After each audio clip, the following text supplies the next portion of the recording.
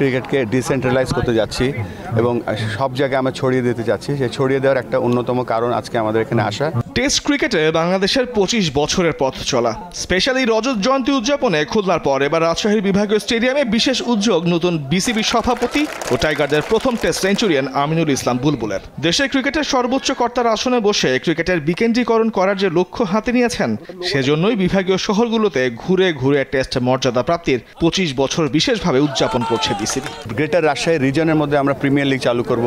আমরা এখানে cricket activity আরও বাড়াবো, এখানে training and coaching program, umpiring program আরও বেশি করে বাড়াবো।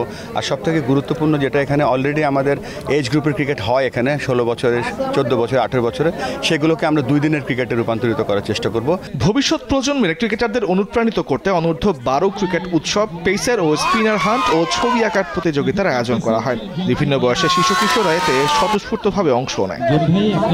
বুলবুলের সঙ্গে রাজশাহীতে বর্ণাঢ্য আয়োজনে উপস্থিত ছিলেন বাংলাদেশের প্রথম টেস্ট দলের সদস্য মেহরাব হোসেন ও বিসিবি পরিচালক মাহবুব আনামও। সম্প্রতি পৌরসভায় বিপিএল এর নতুন চেয়ারম্যান হিসেবে নিযুক্ত হয়েছেন মাহবুব আনাম। এবার রাজশাহী বিভাগীয় স্টেডিয়ামের সংস্কারের জন্য জাতীয় ক্রীড়া পরিষদের কাছে বেশ কিছু প্রস্তাবনা জমা দিয়েছেন তিনি।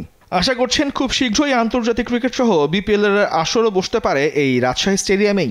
দর্শকের যে উৎসাহ, একই সাথে খেলোয়াড়দের যে উৎসাহ, সেটা বর্ধিত করা যাবে না।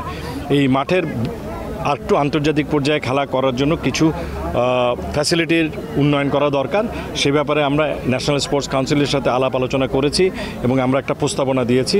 আমি আশা করব অতি সত্বর এনএসসি এটাকে হাতে নেবেন এবং আগামী বছরের কোনো সময় থেকে এখানে এর থেকেও বড় আন্তর্জাতিক খেলা বা বিপিএল এর খেলা আমরা এখানে দেখতে পাবো।